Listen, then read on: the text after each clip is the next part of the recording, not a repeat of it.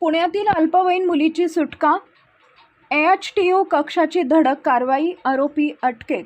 सोलापूर शहर पोलीस आयुक्तालयाच्या अनैतिक मानवी वाहतूक प्रतिबंधक कक्षानं 6 महिन्यांपासून बेपत्ता असलेल्या अल्पवयीन मुलीचा शोध लावून तिला सुरक्षित ताब्यात घेतले. संशयित आरोपी सच्चूकुमार कृष्णा चंद्र बन्सी याला चाकण परिसरातून अटक करण्यात आली आहे. या संदर्भात विजापूर नाका पोलीस ठाणे इथं गुन्हा दाखल आहे.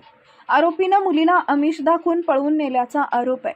3 फेब्रुवारी 2026 रोजी तपास एएचटीयू कडे वर्ग करण्यात आल्यानंतर पथकानं तांत्रिक माहिती व गुप्त बातमीदारांच्या मदतीनं अवघ्या 18 दिवसात छडा लावला.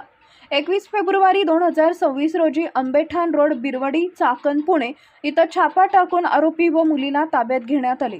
22 फेब्रुवारी रोजी पुढील कार्यवाहीसाठी त्यांना विजापूर नाका पोलीस ठाण्याच्या स्वाधीन करण्यात आले.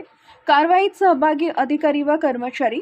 ही कामगिरी पोलीस आयुक्त एम राजकुमार, पोलीस उपायुक्त गुन्हे डॉक्टर अश्विनी पाटील, सहाय्यक पोलीस आयुक्त गुन्हे राजन माने, पोलीस निरीक्षक धनाजी शिंगाडे यांच्या मार्गदर्शनाखाली पार पडली.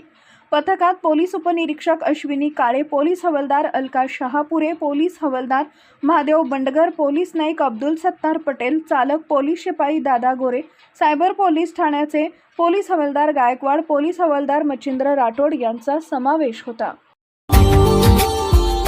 Subscribe now and press the bell icon. Never miss an update.